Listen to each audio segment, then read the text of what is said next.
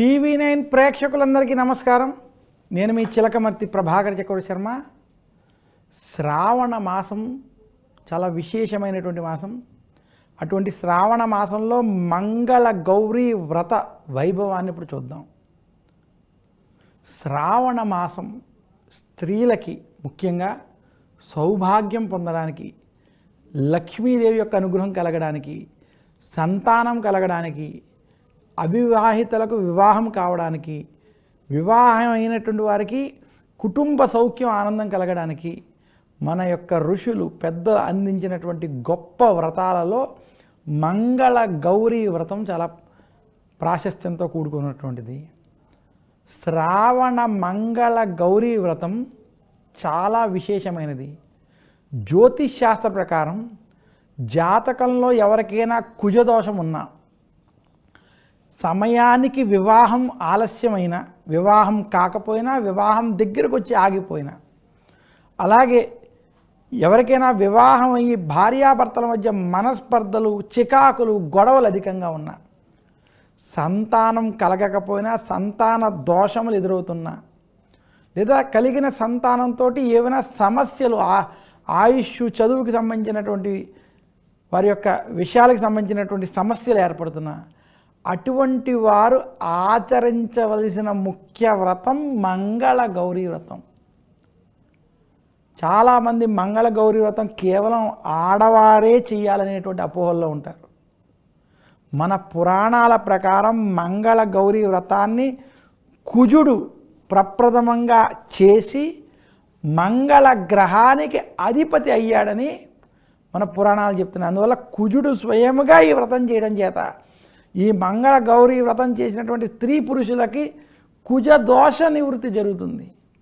చాలామంది కుజదోషం ఉన్నవాళ్ళు మేము ఎన్ని శాంతులు చేసుకున్నా, ఎన్ని పూజలు చేసుకున్నా మాకు ఖర్చు అవుతోంది కానీ ఫలితం కనపట్లేదు అనుకునేటువంటి వారు ఎటువంటి ఖర్చుతో పని లేకుండా ప్రతి సంవత్సరం మంగళ గౌరీ వ్రతాన్ని చేసుకున్నట్లయితే వారికి కుజదోష నివృత్తి జరిగింది, కుజ శాంతి జరుగుతుంది.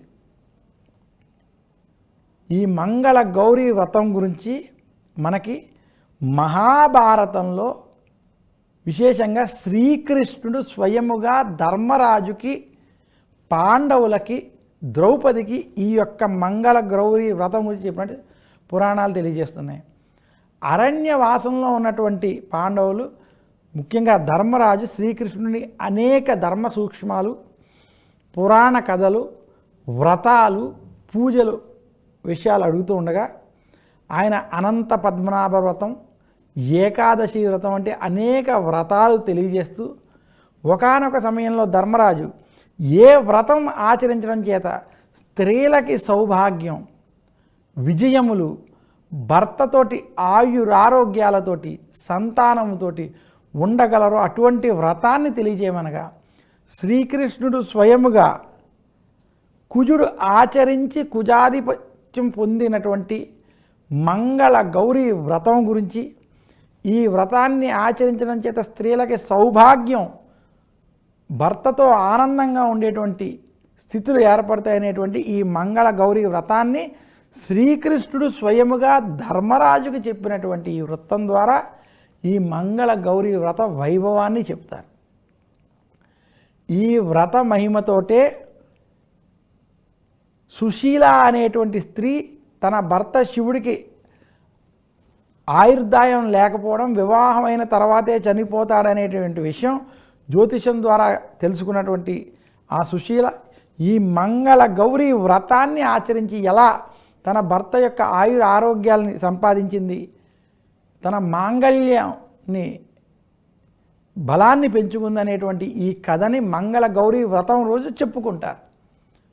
ఎవరైతే ఈ కృష్ణుడు చెప్పినటువంటి ఈ మంగళ గౌరీ వ్రతాన్ని శ్రావణ మాసంలో శ్రవణం చేస్తారో, వింటారో, అలాగే మంగళ గౌరీ వ్రతాన్ని ఆచరిస్తారో వారికి గౌరీదేవి యొక్క అనుగ్రహం చేత కుజదోష నివృత్తి జరిగి శుభాలు, సౌభాగ్యం వంటివి కలుగుతాయి. అయితే మంగళ గౌరీ వ్రతం ఏ రకంగా ఆచరించాలంటే మన పెద్దలు ప్రతివారు ప్రతి సంవత్సరం శ్రావణ మాసంలో మంగళవారాలు ఈ మంగళ గౌరీ వ్రతాన్ని ఆచరించమన్నారు. ఈ మంగళ గౌరీ వ్రతానికి 5 సంఖ్యతో ముడిపెట్టారు.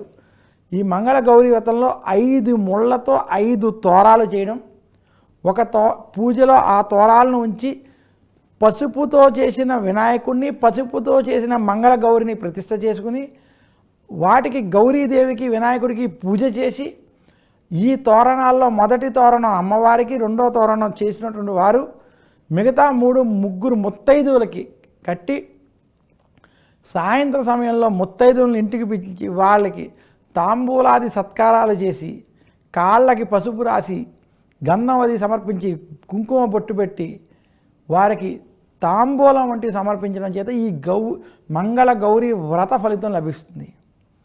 ఇలా ఆచరించినటువంటి స్త్రీలకి సౌభాగ్య ప్రాప్తి కలుగుతుంది.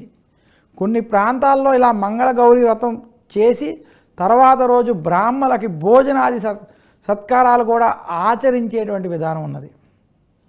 అయితే ఈ మంగళ గౌరీ వ్రతం ఈ కలియుగంలో అనేక మంది ఆచరించలేరనేటువంటి విషయాన్ని గ్రహించి కనీసం 5 సంవత్సరాలు గనక పెళ్ళైన మొదటి సంవత్సరం తల్లి వద్ద, మిగతా 4 సంవత్సరాలు అత్తవారింటిలో 5 సంవత్సరాలు చేసుకుని ఉద్వాసన చెప్పుకుంటే 5 సంవత్సరాల భార్యాభర్తలు ఈ వ్రతం చేయడం చేత వారి మధ్య ఎటువంటి గొడవలు లేకుండా మంగళ గౌరి యొక్క అనుగ్రహం చేత సౌభాగ్యము, ఆనందము, సంతోషము కలుగుతుందనేటువంటి దృక్పథంతో కూడా ఈ మంగళ గౌరీ వ్రతాన్ని 5 సంవత్సరాలకి కనీసం ఆచరించాలని పెద్దలు చెప్పడం, ఇవన్నీ కూడా మనం ఆచరించి తీరవలసినటువంటి విషయం.